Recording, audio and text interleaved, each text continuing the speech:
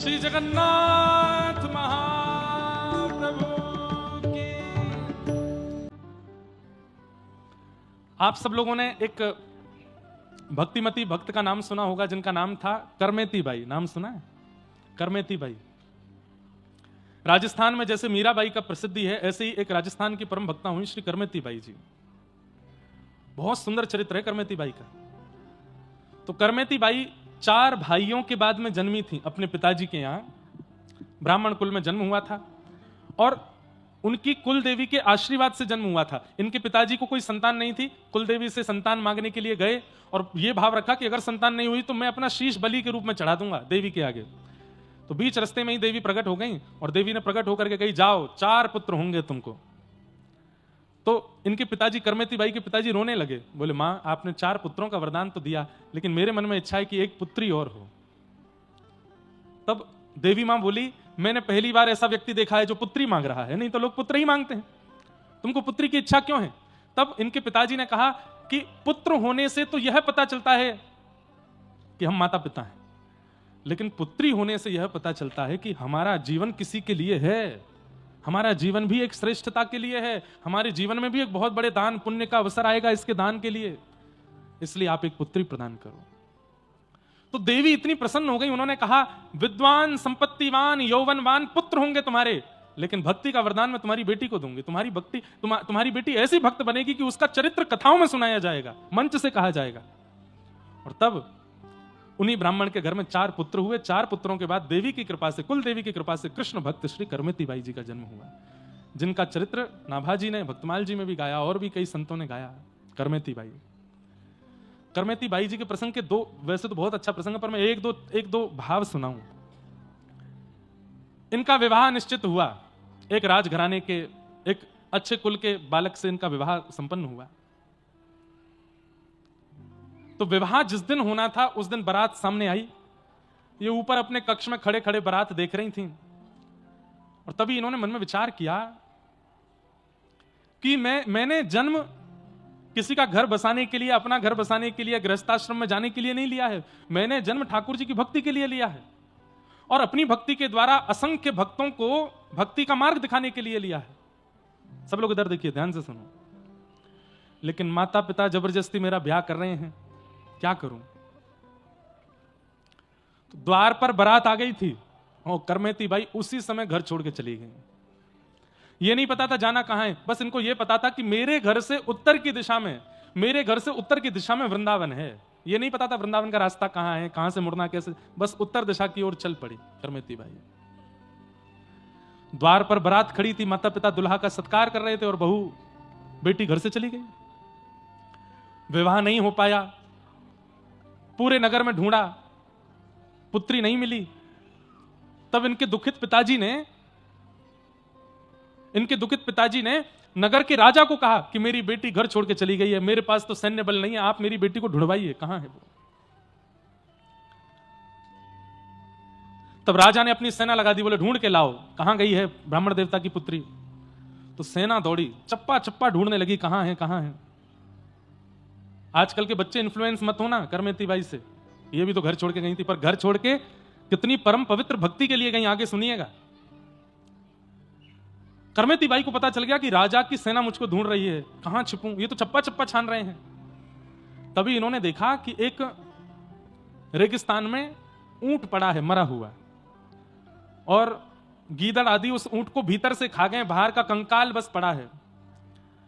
अरे उस ऊंट के पास जाना बहुत दूर की बात है, किलोमीटरों दूर तक उसकी दुर्गंध आ रही थी, इतनी दुर्गंध आ रही थी। करमेती बाई दौड़ करके गई और उस ऊंट के कंकाल के भीतर जाके छिप गई। आप कहोगे महाराज जी 10-15-20 मिनट छिपी होंगी ताकि सेना चली जाए तो ये निकल के बाहर भाग जाएं। 3 दिन तक उसके अंदर छिपी रही। प्रसंग आता है कि करमेती बाई जब वृंदावन पहुंच गई और फिर कालांतर में प्रसिद्ध हो गई, संत जन इनका सत्संग सुनने के लिए जब आते थे, तब एक संत ने इनसे प्रश्न किया कि भाई साहब, हमने सुना है कि जब आप राजस्थान से वृंदावन आई थी तो सेना से बचने के लिए आपने ऊंट के कंकाल में 3 दिन निवास किया। करमेती बाई बोली हाँ। तो फिर उन्होंने कहा क्षमा कीजिएगा, बुरा मत मानिएगा, पर कोई जानवर मर जाता है तो उसके शरीर की दुर्गंध इतनी विष के समान होती है कि उसको एक बार कोई ले लेता है तो उस व्यक्ति का सिर दर्द करने लगता है। आप 3 दिन उस दुर्गंध युक्त ऊंट के पेट में कैसे बैठ गई? करमेती बाई बोली दो बात। पहली बात, जिसके चित्त में प्रेम लक्षणा भक्ति जागृत हो जाती है ना, उसको फिर परिस्थिति से फर्क नहीं पड़ता। जिसके चित्त में प्रेम बढ़ चढ़ के बोलने लगता है कृष्ण भक्ति का, वृंदावन भक्ति का, और प्रेमी व्यक्ति को फिर परिस्थिति से फर्क नहीं पड़ता, वो प्रेम को प्रायोरिटी देता है। मेरे लिए वृंदावन पहुंचना जरूरी था, मेरे लिए कृष्ण की चरणारविंदों की प्राप्ति जरूरी थी, मेरा मन बुद्धि चित्त सब कुछ कृष्ण का स्मरण और वृंदावन का स्मरण कर रहा था, इसलिए वो दुर्गंध मेरा कुछ बिगाड़ ना पाई। और दूसरी बात जो कही वो तो लाजवाब। करमेती बाई कहती हैं, भैया इससे भी ज्यादा दुर्गंध युक्त मलमूत्र से भरा हुआ मां का पेट होता है, जब हम उसमें 9 महीने गुजार सकते हैं तो कृष्ण की प्राप्ति के लिए 3 महीने दुर्गंध युक्त ऊंट के भीतर नहीं बैठ सकते। हम 9 महीने उस मलमूत्र के भांड पेट में रह के आ सकते हैं, तो कृष्ण प्राप्ति के लिए ये कंकाल रूपी ऊंट के गर्भ का जो दुर्गंध है ये तो कुछ भी नहीं थी उसके आगे। करमेती बाई, कभी मुझे अवसर मिलेगा मैं 2-3 दिन केवल करमेती बाई का प्रसंग, बहुत सुंदर है, बहुत अद्भुत है। हमारे श्री नारायण दास भक्तमाली जी, पूज्य बक्सर वाले मामा जी ने पूरी करमेती बाई का चरित्र लिखा है, गाया है, इतना अद्भुत है। मीराबाई का प्रसंग सब सुनते हैं, और अब करमेती, हम अभी इस वर्ष और कुछ कथाएं करने के बाद में और फिर उन भक्तों के चरित्र सुनाएंगे कथाओं में जिनके चरित्र किसी को पता ही नहीं है, जिनके चरित्र लोगों ने सुने नहीं, ऐसे भक्तों के चरित्र अद्भुत है। तो फिर एक प्रसंग और आता है कि करमेती बाई जब वृंदावन आ गई, कुछ सालों बाद इनके पिताजी को पता चला कि करमेती वृंदावन में है, तो वो गुस्से में भर करके लड़ने के लिए अपनी पुत्री के पास गए। यमुना के तट पर परनकुटी बना करके करमेती बाई रहती थी। घर छोड़ा लेकिन भोग विलास में नहीं पड़ी हैं, वो एक तपस्विनी जैसा जीवन जी रही हैं। अरे क्या बताएं, सुंदरता ऐसी थी कि कोई भी मोहित हो जाता, पर भजन के प्रभाव से करमेती बाई ने अपना रूप ऐसा बना लिया कि कोई काम भाव से अगर उनके पास आ भी जाता था तो करमेती बाई का रूप देख करके उसका काम नष्ट हो जाता था। ऐसी करमेती बाई। पिताजी क्रोध में भर के आए, वृंदावन में पूछा कहां है करमेती, किसी ने बताया यमुना के तट पर बैठी है, कुटिया बना के रहती हैं। जैसे ही पिताजी ने करमेती बाई की कुटिया देखी, आधा क्रोध तो वहीं ठंडा हो गया। उस कुटिया में मानो जैसे भक्ति नृत्य कर रही हो, और जैसी कुटिया के भीतर प्रवेश करके करमेती को देखा, पिता के नेत्र सजल हो गए। क्या कमी थी घर में? मखमली चादर, मखमली गद्दे पर सोना, 3 समय 4 समय गरम गरम फुल्का पाना, एक राजघराने जैसा शौक, सब कुछ छोड़ करके मेरी बेटी यहां बालुका में बैठी है। करमेती बाई ने नेत्र खोल के जब अपने पिता को देखा, प्रणाम किया, पिताजी आइए। कैसे आए? ममता नहीं है चित्त में कि रोने लग गई हो ना? बोले बेटी मेरे अंदर क्रोध तो बहुत था पर पता नहीं कहां चला गया, लेकिन एक प्रश्न अभी तक मेरे चित्त से नहीं गया है, उस प्रश्न का उत्तर जानने आया हूं मैं। बोले क्या पिताजी? तूने एक बार भी विचार नहीं किया कि मेरे पिता की नाक कट जाएगी, मेरे पिता को समाज में मुंह कैसे दिखाएंगे अगर मैं घर छोड़ के भाग गई तो? मेरे द्वार पर बारात खड़ी थी लाली, एक परिवार अपना पूरा घर सजा करके और किसी दूसरे परिवार के स्वागत में वहां खड़ा था, एक व्यक्ति दुल्हा बनकर के आया, उसके माता पिता सब परिवार लोग आए, तूने एक नहीं 2-2 परिवार और पूरे कुल में मेरी नाक कटा दी। तूने एक बार भी विचार नहीं किया कि मेरे पिता के साथ क्या होगा अगर मैं ऐसा करूंगी तो? माना तेरी भक्ति प्रधान है, माना तेरा वृंदावन आना निश्चित है, माना कि तुझे कृष्ण भक्ति चाहिए, लेकिन तूने अपने पिता का चिंतन क्यों नहीं किया? करमेती बाई ने ऐसा उत्तर दिया, हो सकता है कई माता पिताओं को अच्छा ना लगे, लेकिन यह बिल्कुल शास्त्रीय बात थी। करमेती बाई क्या बोली? पिताजी मेरी क्षमा बहुत छोटी है आपके अपमान के आगे, इसलिए मैं अगर क्षमा मांगूंगी तो शायद मैंने जो किया उसमें मुझे क्षमा नहीं मिलेगी, लेकिन ये संसारी विषय है, आध्यात्मिक विषय यदि देखोगे तो पिताजी मेरी बात आपको कड़वी लगेगी, आप कहो तो मैं कह दूं। पिताजी बोले बोलो। बोले पिताजी नाक उनकी कटती है जिनकी नाक होती है, और नाक उन्हीं की होती है जो कृष्ण के होते हैं, जो राम के होते हैं, जो नारायण के होते हैं, जो गुरु के होते हैं। पिताजी संसार के विषय भोगों में, इस संसार के लोक रंजन में, इस संसार के लोग जो कभी किसी के नहीं हो सकते, इनके लिए नाक बचाने के लिए आप अपनी भक्त बेटी का एक विषयी जीव से ब्याह कर रहे थे। नाक आपकी नहीं कटी पिताजी, अगर ब्याह हो जाता तो मेरी कट जाती, क्योंकि मैं कृष्ण की हूं, मैं राम की हूं, और उसके बाद भी एक विषयी व्यक्ति को अपने जीवन में आने का अवसर देती मैं, मेरी नाक कटती पिताजी। नाक तो उनकी होती है जो ठाकुर जी के होते हैं। आपको फिर भी लगा कि मैंने अपराध किया, तो इस अपराध की भरपाई मैं केवल एक भाव से कर सकती हूं, सालों से जिनकी सेवा कर रही हूं ठाकुर जी की, अब ये मैं आपको प्रदान करती हूं, इनकी सेवा करो। आपके अब मैं नहीं हूं आपके यहां, मेरी जगह ये विराजेंगे। और अपने घर के ठाकुर जी दिए। पिताजी के चित्त का जितना विषाद था सब चला गया। और करमेती बाई के ठाकुर जी आज भी राजस्थान के सीकर जिले में विराजमान है, वही ठाकुर जी, उनको लाकर के पिताजी ने विराजमान किया। और माता पिता का वह नाक कट गई वाला विषाद निकल गया और वे दोनों भी कृष्ण भक्त होकर के भगवत धाम की प्राप्ति कर गए। ऐसी करमेती बाई, उनका प्रसंग, बंधुओं मीराबाई, करमेती बाई, इनके प्रसंग सुन लीजिए। इन जैसा बनना बहुत मुश्किल है। पर परम धर्म कहते भी ऐसी ही भक्ति को हैं। हम आप जो कर रहे हैं वो धर्म है, पर इस प्रकार की जो भक्ति है उसे परम धर्म कहते हैं। जो ठाकुर जी के प्रति इतनी प्रीति, इतना लगाव, इतना कि सर्वस्व त्याग दिया ठाकुर जी के लिए, ऐसी भक्ति, इसी को परम धर्म कहते हैं। धर्मस्य यापवर्गस्य नार्थोर्थायोपकल्पते नार्थस्य धर्मैकान्तस्य कामो लाभाय स्मृत। धर्म कैसा है? बोले अपवर्ग है। बहुत ध्यान से सुनिएगा, बड़ा अच्छा प्रसंग है ये, बड़ी अच्छी बात बता रहे हैं यहां सूत जी। धर्मस्य आपवर्गस्य, धर्म पवर्ग नहीं है, अपवर्ग है। पवर्ग में 5 शब्द आते हैं, प फ ब भ म।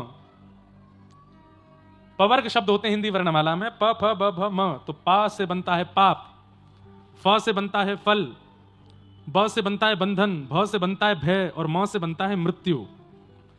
इन 5 योजनाओं में की गई भक्ति को श्रेष्ठ नहीं बताया गया। मतलब पाप करने के बाद भजन करना, पाप करने से पहले करना चाहिए था। अब पाप हो गया, अब डर के कारण भजन में लग गए, डर के कारण हनुमान जी के पास, शनि महाराज के पास, कुल देवता के पास, कुल देवी के पास घूम रहे हैं, हमसे पाप हो गया। वो भजन भजन नहीं माना जाता, वो प्रायश्चित्त माना जाता है।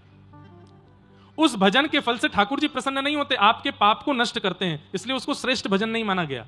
पाप के बाद किया गया भजन, फल की प्राप्ति से किया गया भजन, उसको भी श्रेष्ठ नहीं माना जाता। किसी कामना से किया गया भजन, प फ फिर आता है ब, यानी कि बंधन युक्त, बंधन मुक्त होने के लिए किया गया भजन, उसे भी श्रेष्ठ नहीं माना जाता।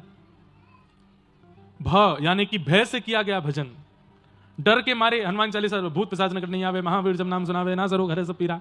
रात में कई बार सो रहे होते हैं।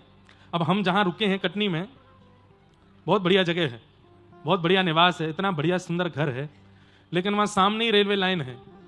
तो जिस दिन मैं रात्रि में आया, और सर्दियों में पंखा वैसे ही नहीं चलते हैं, तो बिल्कुल सुनसान, रात में 3 बजे रेल का हॉर्न बजा, पौं, और 3 बजे, अब नई जगह, जैसे तैसे तो मुझे नींद आई थी, और कम से कम 40 घंटे का जगा हुआ था मैं।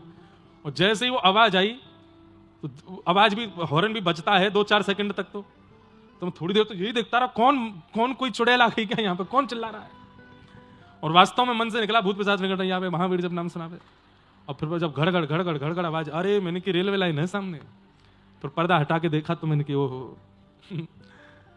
तो भय से किया गया भजन, उसको भी श्रेष्ठ नहीं माना जाता।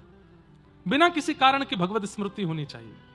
और 5वां बताया गया मां, यानी कि मृत्यु के समय समीप आने पर किया गया भजन। किसी ने बता दिया कि भाई तुम्हारे तो 6-7 महीना ही बचे हैं बस, और लग गए महाराज, कभी यहां पूजा वहां पूजा, ये करो वो करो, ऐसे करो वैसे करो, ये कर दो ये कर दो, कोई लाभ नहीं। या फिर किसी ज्योतिषी ने नहीं भी बताया, जीवन ही पूरा होने वाला है, समय हो गया, अब मरणासन अवस्था की ओर जा रहे हैं, बाल सारे पक गए, दांत सारे टूट टाट गए, आंखों से दिखता नहीं है, चला जाता नहीं, समझ गए कि अब तो मृत्यु आने वाली है। बोले अब क्या करें? बोले अब तो भैया तीर्थ का लाला हमको, गंगा जी नवा दो, जमुना जी नवा दो, कोई फायदा नहीं। हमारा कहने का मतलब है जीवन भर नहीं किया और अंतकाल में यदि धर्म का स्मरण कर रहे हैं तो उसका कोई फायदा नहीं है। उसका यही समझिए कि घर में आग लग गई, आप कुआं खोद रहे हो, अरे अब क्या फायदा? पहले ही कुआं, घर बनने से पहले कुआं बनना चाहिए था, ताकि कभी आग लगे तो तुरंत जल निकाल के। पुरानी बात है, आजकल तो वो लग जाते हैं, क्या बोलते हैं उसको, फायर वाले अंदर लग जाते हैं। घर में आग लगे तो तुरंत बुझा दो। भजन क्या है? पाप की अग्नि, भोग की अग्नि, माया की अग्नि अगर कभी हमारे जीवन रूपी घर में लगे तो हम भजन के माध्यम से उसको तुरंत शांत कर दें। अब जीवन भर तो आपने उस अग्नि को शांत किया नहीं, उसको भोग विलासों में सब व्यस्त कर दिया, अंतकाल में याद कर रहे हो, कोई फायदा नहीं। तो पाप, फल, भय, बंधन और मृत्यु, इन 5 भावों में किया गया भजन, उसको उचित भजन नहीं मानते। धर्म तो बिना इन 5 के होना चाहिए, बिना निष्काम होना चाहिए। आगे भगवान के अवतारों के विषय में बताया, श्रीमद् भागवत जी की रचना कैसे हुई, इस विषय को प्रतिपादित किया गया। अनेक वेद पुराणों की रचना करने के बाद वेद व्यास जी का चित्त शांत नहीं था। तब नारद जी महाराज ने आकर के कहा, व्यास जी ऐसे ग्रंथ की रचना करो, ऐसे भाव की रचना करो जिसको सुनकर के बड़े बड़े योगी, जपी तपी और निर्ग्रंथा ठाकुर जी से प्रेम करने वालों का कल्याण हो। तब वेद व्यास जी महाराज ने श्रीमद् भागवत की रचना की, जहां पर भगवान का ऐश्वर्य नहीं, भगवान का प्रेम दिखाया गया। ऐश्वर्य ग्रंथ तो बहुत सारे हैं, लेकिन ठाकुर जी का प्रेमास्पद, ठाकुर जी के प्रेम को प्रतिपादित करने वाला ग्रंथ श्रीमद् भागवत है। नारद जी महाराज ने पूर्व जन्म की कथा सुनाकर के वेद व्यास जी को प्रोत्साहित किया और श्री वेद व्यास जी महाराज ने भागवत की रचना की। अब बहुत ध्यान से सुनिएगा। श्रीमद् भागवत की रचना हो गई।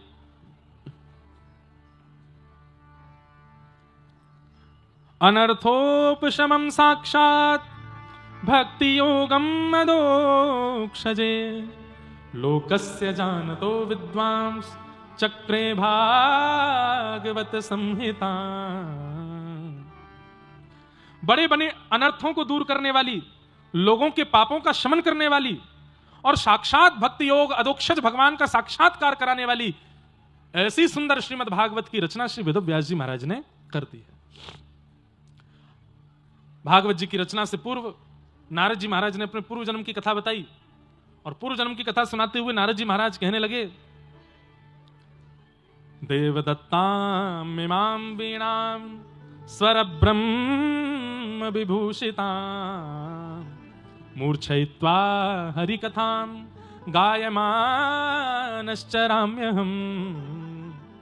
ये जिस राग में अभी हम श्लोक गा रहे हैं ना, ये राग ठाकुर जी का सबसे प्रिय राग है।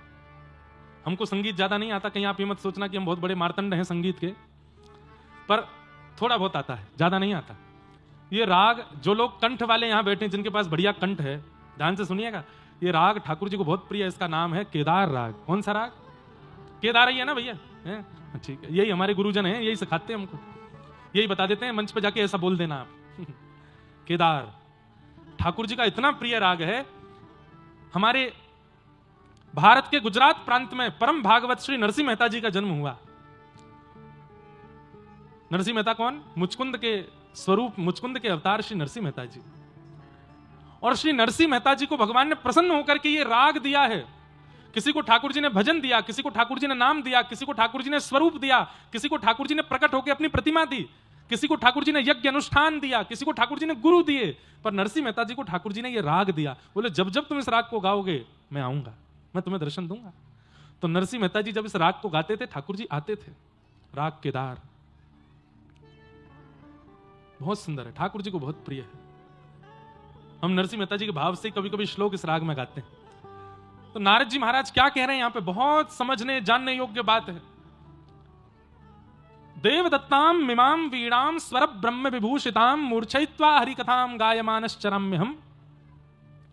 नारद जी कह रहे हैं मेरे हाथ में जो ये वीणा तुम लोग देख रहे हो, ये वीणा मुझको स्वयं ठाकुर जी ने प्रसन्न होकर के दी है। अभी ले लूंगा, लाला बैठ जाओ। ये स्वयं ठाकुर जी ने प्रसन्न होकर के मुझको दी है। बंधुओं, हम सबको ठाकुर जी ने प्रसन्न होकर के एक एक गुण प्रदान किया है। इस संसार में जन्म लेने वाला हर व्यक्ति, मुझसे बैठा पीछे खड़े होने वाले तक व्यक्ति तक, यहां बैठे जितने लोग हैं, सबके अंदर एक गुण होगा ही होगा। ऐसा हो नहीं सकता कि किसी के अंदर कोई गुण ना हो। एक गुण तो है। किसी के अंदर गायन का गुण है, किसी के अंदर नृत्य का गुण है, किसी के अंदर भोजन बनाने का गुण है, किसी के अंदर व्यवस्था संभालने का गुण है, किसी के अंदर तैयार होने का गुण है, किसी के अंदर तैयार करने का गुण है, किसी के अंदर उलझी हुई बातों को सुलझाने का गुण है, किसी के अंदर लड़ाइयां शांत कराने का गुण है, और किसी के अंदर आंच लगाने का भी गुण है। किसी की नहीं बिगड़ रही हो तो उसको बुला दो, उस समय बिगड़वा देगा। सबके अंदर कोई ना कोई गुण तो है। लेकिन हमारी एक बात सुनिएगा, गुण किसको कहते हैं? गुण किसको कहते हैं? जिससे संसार रीझता है उसको गुण कहते हैं, और वो हम सबके पास है। कोई ना कोई एक ऐसा गुण है जिससे संसार रीझ रहा है। बहुत ध्यान से सुनिएगा, जिस दिन आपने अपने उस गुण को संसार को रिझाने में ना लगा के ठाकुर जी को रिझाने में लगा दिया, उसी दिन आपका भजन सफल हो जाएगा। किसी को गाना आता है, बहुत अच्छा गाता है, महाराज जब वो जाकर के मंच पर गाना शुरू करता है तो लोग बाग वाहवाही करने से कम नहीं रहते। ऐसा व्यक्ति अगर लोक रंजन सांसारिक रंजन के लिए ना गा करके जिस दिन ठाकुर जी के लिए गाना शुरू कर देगा, उसका गायन ही ठाकुर जी को प्रकट कर देगा। किसी को नृत्य करना आता है लेकिन संसार के सामने नहीं नाचता, एकांत में कमरा बंद करके नृत्य करे, ठाकुर जी के आगे नृत्य करे, तो ठाकुर जी उसके नृत्य से प्रसन्न हो जाएंगे। किसी को प्रसाद भोजन बनाना आता है, बढ़िया बढ़िया सब्जी, बढ़िया रोटियां, अलग अलग प्रकार की चटनियां बनानी आती हैं, अब वो हमेशा इसलिए बनाता मेरे पति प्रशंसा कर दें, मेरे बच्चे प्रशंसा करें ना। घर के ठाकुर जी किसी दिन मंदिर से बोल पड़े, अरे मैया कहा जोर को चटनी बनाइए तेने तो आनंद आ गया, कड़ी खाए करके मेरा तो मन आएगा यहाँ पे, समझो आनंद आ गया। अपने गुण से लोक रंजन ना करके जिस दिन आपने भगवत रंजन करना प्रारंभ कर दिया, उसी दिन आपकी भक्ति फल देना प्रारंभ कर देगी।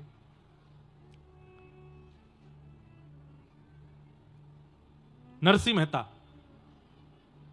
बहुत अच्छा गाते थे। जब वो गाते थे कहते हैं कि चलता हुआ व्यक्ति रुक जाता था और सुनने लग जाता था नरसिंह मेहता को, लेकिन नरसिंह मेहता ने कभी लोक रंजन के लिए नहीं गाया, सदैव ठाकुर जी को प्रसन्न करने के लिए गाया। ऐसे नरसिंह मेहता।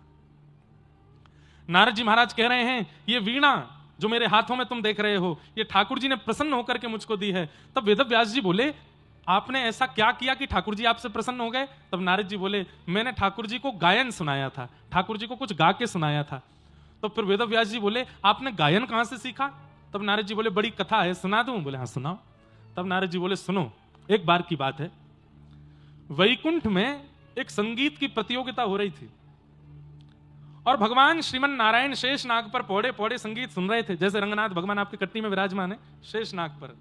बंधुओं ये कौन सी मुद्रा है पता है? ये राजी वाली मुद्रा है। राजी वाली मुद्रा समझे? जैसे घर में बच्चों को कोई बात मनवानी हो माता पिता से, तो माता पिता बैठे हों तब नहीं मानेंगे, माता पिता खड़े हों तब नहीं मानेंगे, लेकिन माता पिता ने लेट जाएं, थोड़ी आंखों में नींद सी भरी आए, तब कहो पिताजी कल हम धुआंधार घूमने चले जाएं, तो लेटे लेटे पिताजी बोल देंगे नहीं जाना। पिताजी मान जाओ ना, थोड़े चरण दबा दे, कल घूम आते हैं। अच्छा ठीक है चले जाना। सुबह उठ के पिताजी बोले मैंने मना किया था नहीं जाना। पिताजी आपने कह दिया था, मान जाओ। अच्छा ठीक है जाओ। ये ऐसी मुद्रा है ठाकुर जी की कि इस मुद्रा में कोई प्रार्थना करो ठाकुर जी हाँ ही बोल देते, ठीक है हो जाएगा, राजी हैं हम, प्रसन्न, जाओ करो। आराम की मुद्रा है। व्यक्ति जब रिलैक्स मोड में होता है तो सब स्वीकार कर लेता है, तो रिलैक्स मोड में है। यहाँ रंगनाथ भगवान ऐसे लेटे हैं, पौड़े हुए हैं, और रिलैक्स मोड में व्यक्ति उग्र मोड में हो, अब यही शंख चक्र गदा पद्मधारी ऐसे खड़े हो, ठाकुर जी पीछे भी रिलैक्स मोड में ही है, चल रहे हैं, ऐसे खड़े हो ना, आप कहो ठाकुर जी ये कृपा कर दो, तो ठाकुर जी जांच करेंगे, पड़ताल करेंगे, पूरी तहकीकात करेंगे, तब कृपा करेंगे। लेकिन पौड़े हैं, बिल्कुल आराम फरमा रहे हैं, रिलैक्स मोड में है, उस समय कहो ठाकुर जी ये कृपा कर दो, हो गई, डिस्टर्ब मत करो, चलो जाओ हो गया तुम्हारा काम, जाओ। तो यहां रिलैक्स मोड में है ठाकुर जी, रंगनाथ महाप्रभु। लेकिन हाँ संसार मत मांगना, मांगो तो भक्ति ही मांगो, मांगो तो विचार। एक बात बोलूं, ठाकुर जी से क्या मांगना चाहिए? अगर मांगो तो बताऊंगा, मांगोगे? ठाकुर जी से क्या मांगना चाहिए कि हे ठाकुर जी हमें सरल बना दो, हमें सहज बना दो, हमें डाउन टू अर्थ बना दो, हमें ज्यादा चतुर चालाक नहीं, हमें भोंदू बना दो, हम बहुत चतुर हो गए नाथ।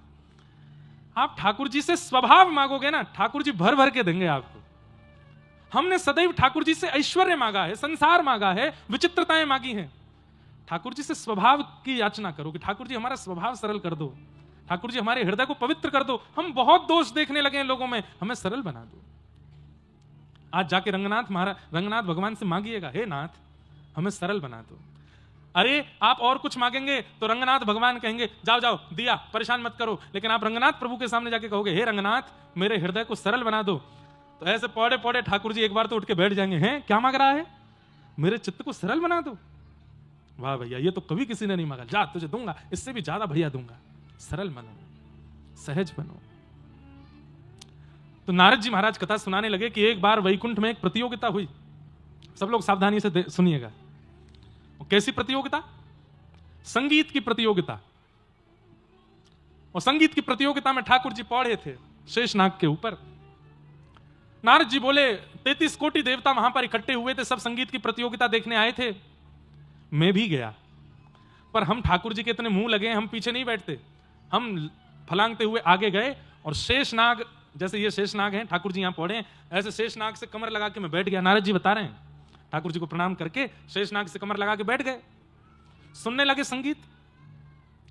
पौड़े पौड़े ठाकुर जी ने सोचा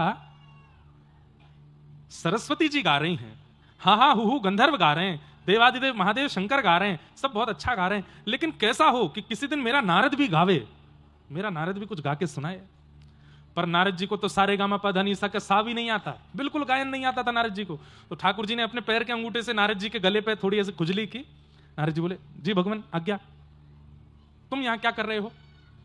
नारद जी बोले, वैकुंठ में प्रतियोगिता चल रही है, सुनने आया हूं। ठाकुर जी बोले, तुमसे गाना बजाना तो आता नहीं है, फिर यहां क्या कर रहे हो? जाओ चलो अपना भजन करो, बताओ कौन सा राग गा रहे हैं महादेव। नारद जी बोले, मतलब हमको राग रागनियां नहीं पता तो इसका मतलब हमको सुनने का अधिकार भी नहीं है? अरे वैकुंठ में उत्सव चल रहा है, सुनने आ गए।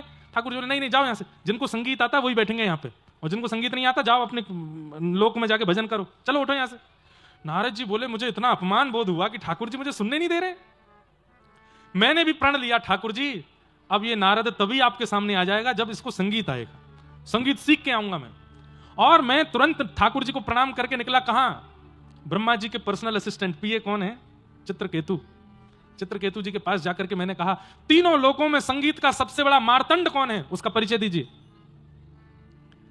चित्रकेतु बोले, संगीत के सबसे बड़े विद्वान तो वैसे महादेव हैं, पर महादेव से ज्यादा विद्वान तो नहीं कहूंगा, पर हां कह सकता हूं कि महादेव से 21 ही हैं। कौन? बोले, हिमालय की चोटी पर बिल्कुल एकांत में एक उल्लू है, बहुत अच्छा संगीत जानता है, उसको कोई नहीं जानता। अगर आपको संगीत सीखना है तो उस उल्लू के पास चले जाओ, वो आपको सिखाएगा। नारद जी महाराज बर्फ की पहाड़ी पर चढ़ के हिमालय के ऊपर उल्लू के पास गए और उल्लू देव से जाकर के प्रार्थना की, हमको संगीत सिखाओ। उल्लू ने कहा, 1000 साल तक सीखोगे तब जाकर के एक स्वर निकलेगा मुख से। बोले, हम 2000 साल सीखेंगे, आप सिखाओ। तब उस उल्लू ने नारद जी को संगीत सिखाया। ऐसा संगीत 2000 साल में तो नारद जी महाराज की ऐसी स्थिति हो गई कि वो जिस राग को गाते हैं उस राग की परिस्थिति प्रकट हो जाती है। नारद जी बोले, अभी भी कमी है, थोड़ा और मांझ के जाऊंगा। तब नारद जी महादेव के पास गए और फिर 1000 साल महादेव से भी संगीत सीखा। टोटल कितना हुआ? 3000 वर्ष। 3000 वर्ष साधना की नारद जी ने संगीत की। उसके बाद वो हुआ जो नहीं होना चाहिए था। क्या? अभिमान आ गया नारद जी को। आप तो कमर कस के बोले, आ जाओ मेरे सामने, अब तो ऐसा संगीत आता है, मुझे ऐसा संगीत आता है। ठाकुर जी ने मुझे सभा से उठा के भेज दिया था ना कि तुम संगीत के विद्वान नहीं। अरे सरस्वती, हा हा हु गंधर्व, इनको पछाड़ खा के गिरा दूंगा मैं, ऐसा संगीत गाऊंगा। अरे कहां तक कहूं, इस सृष्टि के रचयिता नारायण भी अब संगीत में मुझसे तनिक कम है। ये अभिमान चित्त में आ गया। इसलिए भैया मैं कहता हूं कि सर्वगुण संपन्न मत बनिएगा, थोड़े अधूरे ही रहिएगा, नहीं तो अभिमान आ जाएगा। धन में भी अधूरे रहो, ज्ञान में भी थोड़े अधूरे रहो, रूप यौवन में भी थोड़े अधूरे रहो, पहनावे उड़ावे में भी थोड़े अधूरे रहो, भजन में भी थोड़े अधूरे रहो, नहीं तो अभिमान के भागीदार बनोगे। नारद जी को ऐसा अभिमान आया। ठाकुर जी बोले, रुक जाओ नारद जी, अभी बताते हैं तुमको। नारद जी महादेव के पास से सीधे निकले वैकुंठ की यात्रा पर। बीच मार्ग में एक नगर दिखाई दिया। नारद जी बोले, 3000 साल की साधना करके आया हूं, नया नगर बन गया यहां तो। उस नगर में जैसे प्रवेश किया, इतना सुंदर नगर, इतने सुंदर उस नगर के सब लोग। माता जी बैठ जाओ, मैया बैठ जाओ, जल्दी बैठ जाओ, हाँ बैठ जाओ, वहीं बैठ जाओ।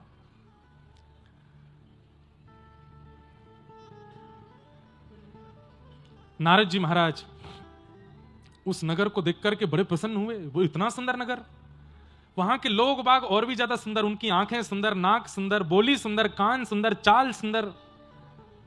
लेकिन नारद जी ने ध्यान लगा करके जब देखा तो किसी का एक अंगूठा नहीं है, किसी की एक उंगली नहीं है, किसी के पैर की एक उंगली कटी हुई है, किसी का आधा कान कटा हुआ है। मतलब कोई भी सर्वांगीण अंग से युक्त नहीं था, कोई ना कोई अंग उसका नहीं है। नारद जी बोले, इतनी सुंदर नगरी, इतने सुंदर लोग, लेकिन ये कैसी विकृति। तब नारद जी ने एक को रोका, बोले, भैया आपका ये नगर बहुत सुंदर है, इसका नाम क्या है? बोले, इसका नाम है संगीत नगर। संगीत। और नारद जी संगीत ही सीख के आ रहे थे। नारद जी बोले, अच्छा ये संगीत नगर है? बोले, हाँ। बोले, आप सब लोग? बोले, हम सब संगीत की राग रागनियां हैं। मैं राग यमन, वो राग भीमपलासी, वो राग भैरव, वो राग भैरवी, वो राग चारुकेसी, वो पीछे डोल लो है राग केदार, हम सब राग रागनियां हैं। अच्छा, आप सब राग रागनियां हैं? बोले, हाँ। नारद जी पहले तो प्रणाम करने लगे, अभी अभी अब संगीत सीख के आए, देखो मेरे संगीत का कैसा प्रभाव, राग रागनियां प्रकट हो गई मेरे सामने। बड़ी भैया आप सबके दर्शन करके बड़ा प्रसन्नता हुई, पर मैं ये पूछूं, ये आपकी उंगलियां कैसे कट गई सारी? बोले पूछो मत, एक नया नया संगीतकार हुआ है, उसका नाम है नारद। वो इतना विचित्र विकृत करके हम लोगों को गाता है कि हमारी उंगलियां टूट गई हैं, पैर के अंगूर। हम सब लोग उसकी खोज कर रहे हैं, जिस दिन हमको मिल जाएगा उसका एक एक रोया नोचेंगे हम, उसके बाल से लेकर के और पैर के नख तक सब नोच लेंगे हम। इतना कष्ट देता है हमको, हम सब उस नारद की खोज कर रहे हैं। भैया तुम जानते हो कि नारद कहाँ है? नारद जी बोले नारद ना मेरा तो कोई परिचय ही नहीं है, मैं तो जानता ही नहीं उसको, कौन नारद है? नारद जी महाराज बोले भाग लो यहां से, इनको पता चले कि मैं ही नारद हूं। तो जो अभिमान नारद जी को आया, उसी समय वो अभिमान नष्ट हुआ। और उस अभिमान के नष्ट होते ही नारद जी जिनसे कंपटीशन कर रहे थे, सरस्वती जी और हा हु गंधर्व, उन्हीं के पास जाकर के नारद जी ने प्रार्थना की कि भगवान मैंने महादेव से संगीत सीखा, उल्लू से संगीत सीखा, अब आप मुझे संगीत सिखाओ। और मेरे संगीत का कारण आपको हराना नहीं, मेरा संगीत का कारण केवल मेरे वैकुंठपति श्री रंगनाथ प्रभु को रिझाना है, वो बस प्रसन्न हो जाएं, वो आनंद में आ जाएं, इसलिए मुझे संगीत सीखना है, कृपा करो। अभिमान जैसे ही नष्ट हुआ, तुरंत भगवान प्रकट हो गए और प्रकट होकर के बोले नारद, यदि ये अभिमान पहले दिन ही नष्ट हो गया होता तो तुम्हें 3000 वर्ष तक संगीत सीखने की आवश्यकता नहीं थी। किसी गुण को धारण करने में वर्ष तब लगते हैं जब उसका अहम चित्त में हो। अहम शून्य होकर के व्यक्ति जब किसी वस्तु को धारण करना चाहता है तो वो क्षण भर में प्राप्त हो जाती है। अब तुम संगीत के बहुत बड़े विद्वान हो गए हो, चलो वैकुंठ में चल करके हमें कुछ सुनाओ। पहले सरस्वती जी ने गा के सुनाया, उसके बाद हा हु गंधर्व ने गा के सुनाया। लेकिन जैसे ही नारद जी ने गाना प्रारंभ किया, आहा, भूलोक नृत्य करने लगा, भुवः लोक नृत्य करने लगा, स्वर्ग लोक नृत्य करने लगा, पाताल नृत्य करने लगा, नरक लोक नृत्य करने लगा। और सब नृत्य करते करते करते करते रंगनाथ भगवान भी अपने शेष नाग पर खड़े होकर के नृत्य करने लगे। इतना आनंद दिया नारद जी ने। ठाकुर जी बोले मुझे कुछ देना है, मुझे कुछ उपहार देना है नारद को। तभी सरस्वती जी ने एक वीणा ला करके दी और श्री ठाकुर जी ने वही वीणा श्री नारद जी को प्रदान की है। बोलो भक्त वत्सल भगवान की जाऊं। नारद जी क्या गा रहे हैं? अब ये राग भोपाली है, भोपाल का राग नहीं है, ये नाम है भोपाली। ये भी ठाकुर जी को बहुत प्रिय है। सब लोग मेरे साथ गाना नारद जी के भाव से गाओ। ठाकुर जी रंगनाथ भगवान नृत्य कर रहे हैं। जाऊं तोरे चरण कमल पे वारी, मैं जाऊं तोरे चरण कमल पे वारी। करताल बजा के गाओ बंधुओं। जैसे नारद जी को भगवान ने वीणा दी है, ऐसे ही हम सबको भी कीर्तन भजन करने के लिए ठाकुर जी ने करताल दी है। जैसे नारद जी वीणा पर कीर्तन करते हैं, हमें भी करताल पर कीर्तन करना चाहिए।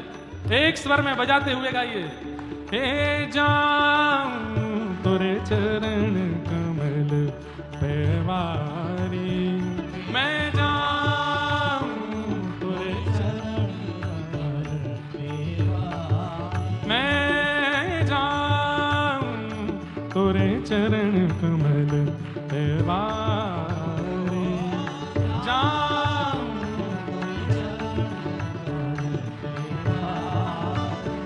ओ लक्ष्मी रमण प्यारे वैकुंठ बिहारी, लक्ष्मी रमण प्यारे वैकुंठ बिहारी, राधा रमण प्यारे गिरिवर धारी, राधा रमण प्यारे गिरिवर धारी, शरणागत हूँ द्वार तुम्हारे, जाऊं तोरे चरण कमल पे वारी, मैं जाऊं तोरे चरण कमल पे वारी, मैं जाऊं तोरे चरण कमल पे वारी।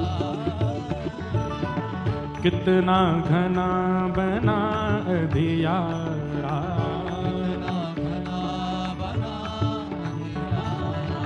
कितना घना बना अधियारा,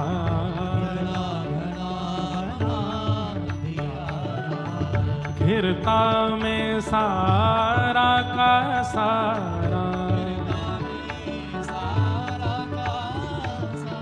घिरता में सारा का सारा, तू ही मेरा मेरा, तू ही मेरा एक सहारा जाऊं तेरे चरण कमल के मारे, मैं जाऊं तेरे चरण कमल के मारे, मैं जाऊं। बोलो भक्त वत्सल भगवान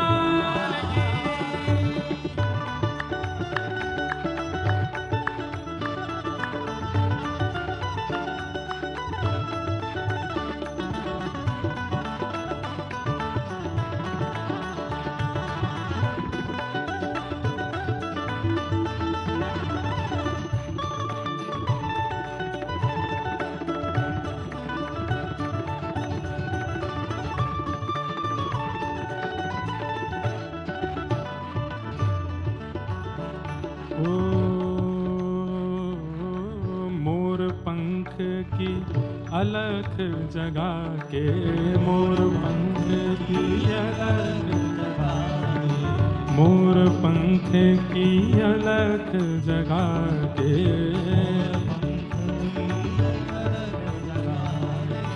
अधरों पे मुस्कान उगा के, अधरों पे मुस्कान उगा के, अधरों पे मुस्कान उगा के, अधरों पे मुस्कान उगा के, हर ले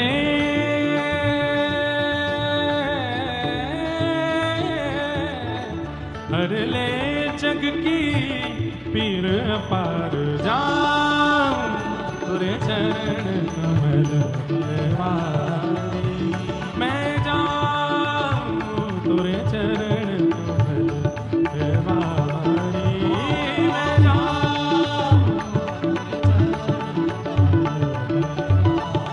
मैं जाऊं तेरे चरण कमल के मारे, मैं जाऊं हरि बोल हरि बोल हरि हरि हरि बोल, हरि बोल हरि हरि हरि बोल, हरि बोल हरि बोल हरि हरि हरि बोल, हरि बोल हरि हरि हरि बोल। मैया तेरे पाँव पड़ूं एक बार हरि बोल, मैया तेरे पाँव पड़ूं एक बार हरि बोल, भैया तेरे पाँव पड़ूं एक बार हरि बोल, बुझा उठा के हरि बोल हरि बोल हरि हरि हरि बोल, हरि बोल हरि हरि हरि बोल, हरि बोल हरि बोल हरि हरि हरि बोल, हरि बोल हरि बोल हरि हरि हरि बोल। मैं बार बार गाऊंगा हरि हरि हरि बोल, बार बार गाऊंगा हरि हरि हरि बोल। मैं सबसे बुलवाऊंगा हरि हरि हरि बोल, मेरी मैया तेरे पाँव पड़ूं एक बार हरि बोल,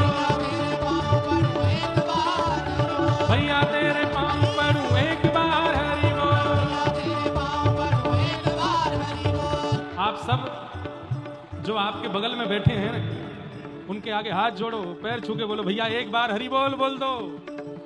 और इस हरि बोल का क्या फल मिलेगा ये मृत्यु के बाद यमलोक में जाके पूछिएगा कि मैंने एक बार हरि बोल बोला है। और जितनी बार आप हरि का नाम बोलेंगे गिनती कर लीजिए और उसका वरदान पूछो। मैया तेरे पाँव पड़ूं एक बार हरि बोल, भैया तेरे पाँव पड़ूं एक बार हरि बोल, मैं भुजा उठाऊंगा हरि हरि हरि बोल, मैं सबसे बुलवाऊंगा हरि हरि हरि बोल। प्रेम दाता नित्य बोले बोल हरि हरि बोल, प्रेम दाता नित्य बोले बोल हरि हरि बोल। संत समाज बोले हरि हरि हरि बोल, भक्तन को चित्त बोले हरि हरि हरि बोल,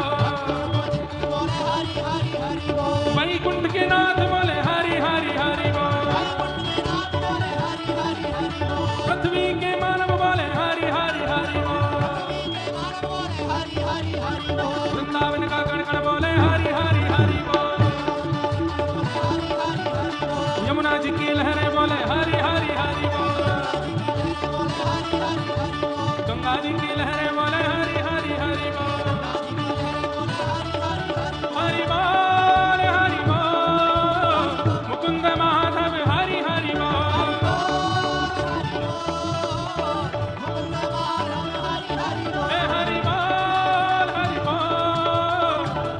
माधव हरि हरि बोल।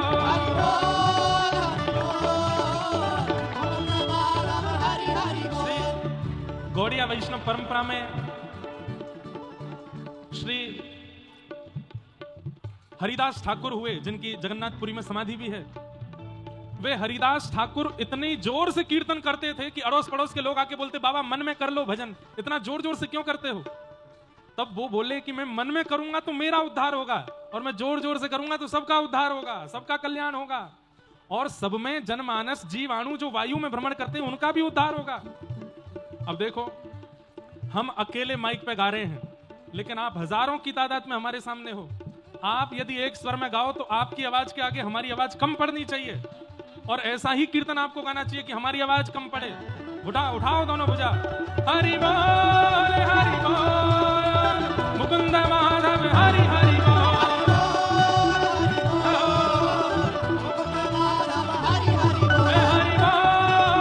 बोल मुकुंद माधव हरि हरि बोल।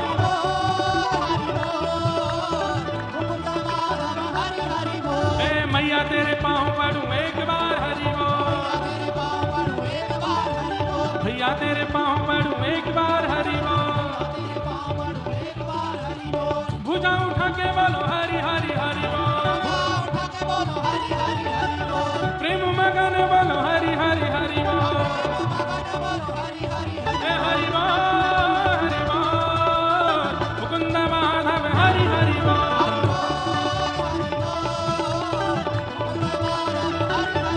हरि बोल मुकुंद माधव हरि हरि बोल, मुकुंद माधव हरि हरि बोल, मुकुंद माधव हरि हरि बोल, मुकुंद माधव हरि हरि बोल, मुकुंद माधव हरि हरि बोल। जय जय श्री राम, जय जय श्री राम, जय जय श्री राधे। बैठ जाओ।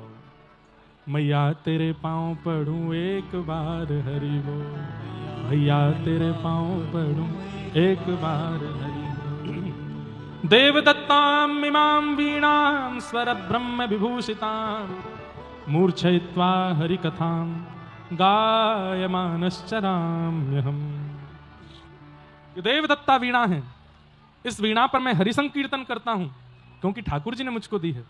ठीक वैसे ही यह कंठ, यह बुद्धि, यह मन, यह नेत्र, यह जीव, यह नासिका, यह कान, हमें सब कुछ ठाकुर जी ने दिया है। इन सबसे भगवत स्मरण और भगवत भजन ही बनना चाहिए, अन्य किसी में हमारी रुचि न हो, ऐसी भावना रखनी चाहिए। बंधुओं, एक बात थोड़ी ध्यानपूर्वक सुन लीजिए।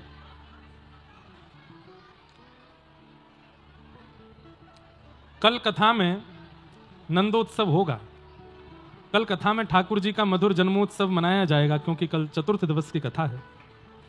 और कल कथा, आज तो विलंब हमको हुआ विजयराघवगढ़ से आने में, पर कल की जो कथा है वो बिल्कुल समय से होगी, लेकिन कथा का विश्राम समय से नहीं होगा। कल कथा थोड़ी ज़्यादा देर तक चलेगी, तो आप सब लोग अपने घर के जो काम काज हैं उनको निपटा के आइएगा। कल घर के अपने सब क्रियाओं को विश्राम देकर के आइएगा पहले ही, ताकि आप कहीं यहाँ से बीच में उठ के ना जाने लग जाएं। क्योंकि 6 बजे के बाद हमको लगता है माताएं बहनें 6:30 बजे तक फिर उठने लगती हैं, घर जाना है, भोजन बनाना है, कई घर के काम करने हैं सबको। पर कल तो किसके लिए भोजन बनाना, उनको भी यहीं ले आना जिनके लिए बनाना है। बोले कि चलो कटनी में नंद घनानंद भयो, जय कन्हैया लाल की हैवे वारो है। आज भोजन प्रसाद कुछ नहीं बनेगा, वहीं चल के सब बढ़िया नृत्य करेंगे, आनंद करेंगे, बधाई लेंगे और प्रेम से ठाकुर जी का उत्सव मना के फिर आके संग में सब प्रसादी बना लेना घर के लोग। तो कल कथा समय से प्रारंभ होगी, लेकिन विलंब तक चलेगी। हम अभी प्रसंग को थोड़ा आगे तक पहुंचा करके फिर कथा को विश्राम की ओर ले चलेंगे। तब तक सब लोग बैठे रहो बिल्कुल शांति से। हमको गाने में बहुत डर लगता है, आप लोग खड़े हो जाते हैं तो फिर लगती है अब क्या विश्राम कर दें, इसलिए बैठ जाओ, थोड़ी देर और श्रवण करो। देवदत्तां मिमां वीणां स्वर ब्रह्म विभूषितां, मूर्छयित्वा हरिकथां गायमानश्चराम्यहम्। ठाकुर जी के द्वारा प्रदत्त वीणा है, मैं इस पर लोकगीत नहीं गाऊंगा, इस पर ठाकुर जी का संकीर्तन गाऊंगा। ठीक वैसे ही हमारा सर्वांगीण शरीर ठाकुर जी ने दिया है। ये नेत्र ठाकुर जी ने दिए, कान ठाकुर जी ने दिए, जीव ठाकुर जी ने दिए, हाथ ठाकुर जी ने दिए, पैर ठाकुर जी ने दिए, तो इन सब से फिर अन्य क्यों? इनसे भगवत स्मरण ही होना चाहिए। इस प्रकार नारद जी ने उपदेश दिया। वेद व्यास जी महाराज ने भगवान का मधुर स्मरण करके भागवत की रचना की। श्री शुकाचार्य जी महाराज अमर कथा महादेव से सुनकर के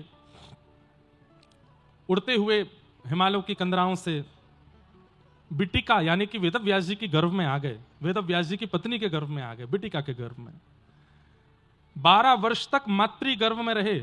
और 12 वर्ष बाद जब बिटिका जी को लगा कि मेरे गर्भ से ऐसा लगता है कि कोई वेद मंत्र उच्चारण कर रहा है, तब वेद व्यास जी ने दिव्य दृष्टि से देखा तो क्या पाया? गर्भ में छोटे से श्री शुकाचार्य जी हैं। सुखदेव जी से निवेदन करते हुए वेद व्यास जी ने कहा कि बालक 12 वर्ष हो गए तुम्हें मातृ गर्भ में, अब जन्म लो। सुखदेव जी महाराज बोले मैं जन्म नहीं लूंगा। क्यों? जन्म लेते ही संसार की माया मुझको पकड़ लेगी। यदि मुझे आप आश्वासन दें कि संसार की माया मुझे तंग नहीं करेगी तो मैं जन्म लूंगा। तब कहते हैं कि भगवान स्वयं प्रकट हुए और प्रकट होकर के कहा, हे श्री सुखदेव जी, संसार की माया आपको ग्रसित नहीं करेगी, बल्कि संसार की माया में ग्रसित जीवों का उद्धार आपकी वाणी से होगा, आप जन्म लीजिए। तब श्री भागवत के प्रमुख प्रवक्ता श्री सुखदेव जी का प्रादुर्भाव हुआ। बोलो सुखदेव जी महाराज की। जन्म लेते ही वन में चले गए। कुछ दिनों बाद भागवत जी के आश्रय में आए और श्रीमद् भागवत जी का आश्रय लेकर के भागवत जी का आस्वादन करके श्री शुकाचार्य जी ने यही भागवत की कथा श्री परीक्षित जी महाराज को सुनाई। सबने प्रश्न किया, महाराज ये परीक्षित कौन है? कृपा कर इनके बारे में हमें बताओ। तब यहां से महाभारत का प्रसंग प्रारंभ हुआ। अब प्रसंग बहुत सुंदर है, बहुत अद्भुत है। यदा मृधे कौरव संजयानाम वीरे स्वथो वीर गतिम गतेषु ब्रकोदरा विगदा विमर्श भ्रगनोरुदंडे धृतराष्ट्रपुत्रे।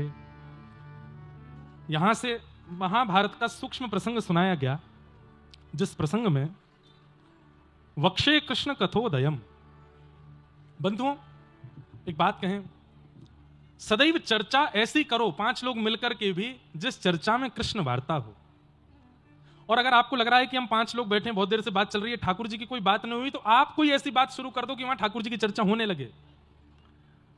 चर्चाओं में श्री कृष्ण, प्रसाद में कृष्ण, आपकी यात्रा में कृष्ण, आपकी निद्रा में कृष्ण, आपके उठने चलने फिरने हर स्थिति में कृष्ण आ जाएं, ये भक्ति का स्वरूप होता है।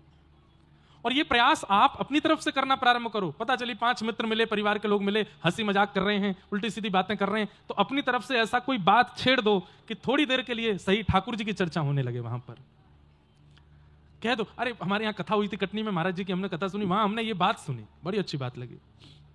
तो फिर वो 4 लोग कहेंगे हाँ हमने भी रील में कुछ सुना था, वो भी कुछ चर्चा करेंगे। फिर वो कहेंगे हमने उन महाराज जी के प्रवचन सुने।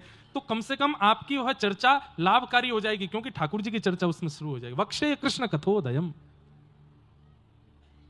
अपनी हर परिस्थिति स्थिति में ठाकुर जी को जोड़ना आप प्रारंभ करो।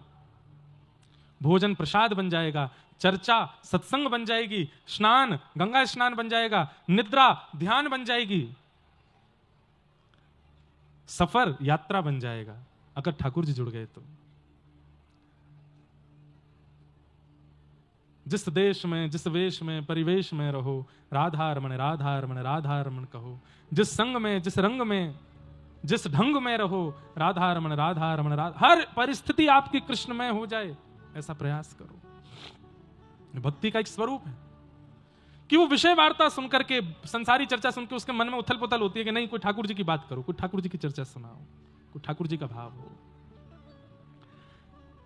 सूत जी महाराज से जब कहा कि महाराज जी परीक्षित कौन है, कृपा कर इसका परिचय दीजिए, तब सूत जी बोले परीक्षित का परिचय देना मैं कोई ऐसा जरूरी तो नहीं समझता, पर परीक्षित की कथा मैं इसलिए सुनाऊंगा क्योंकि परीक्षित की कथा से कृष्ण कथा का उदय होगा। परीक्षित की बात करने से कृष्ण चर्चा अपने आप होने लगेगी, इसलिए मैं परीक्षित की बात करूंगा।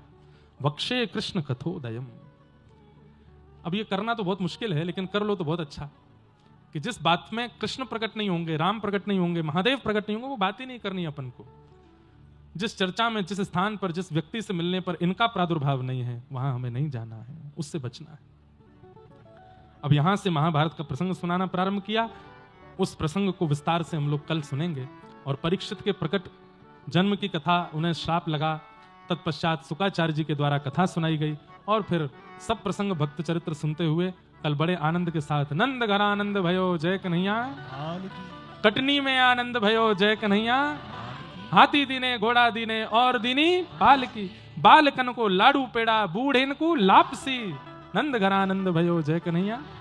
कल आप सब लोग पीले पीले वस्त्र पहन करके आना, भाई लोग जितने भी हैं सिर पर बढ़िया स्वाफा बांध करके आना, खूब चंदन लगा के आना, आपके गाल गाल तक बढ़िया चंदन लगा हो, ब्रजवासी जैसे लगो। कल कटनी गोकुल में परिवर्तित हो जाए ऐसी परिस्थिति बना के आना। माताएं